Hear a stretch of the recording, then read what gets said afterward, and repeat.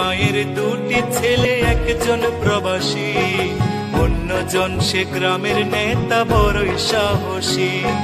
প্রতি মাসে প্রবাসী ছেলে পাঠায় তো বেতন, সেই টাকায় নেতা বাবুর পকেট ছিল গরম।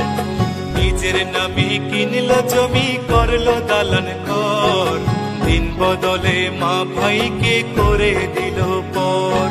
প্রবাসী ছেলে মাকে দিল ছোট্ট টিনের ঘর, সেই ঘরেতে মা জননী থাকবে জনম ভর।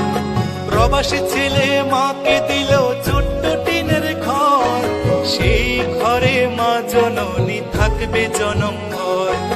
মা জননী খোদার কাছে বলে দুহাত তুলে, বুকের মানিক প্রবাসীতে রেখো আল্লাহ সুখে।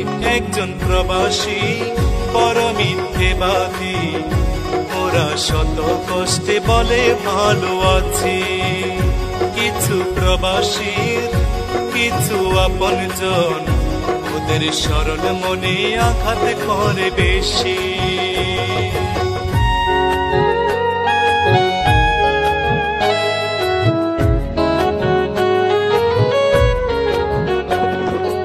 অনেক ফল দেখতে ভালো, খেতে নয় মিষ্ট, প্রবাসী জীবন যে করেছে সে বুঝে তার কষ্ট।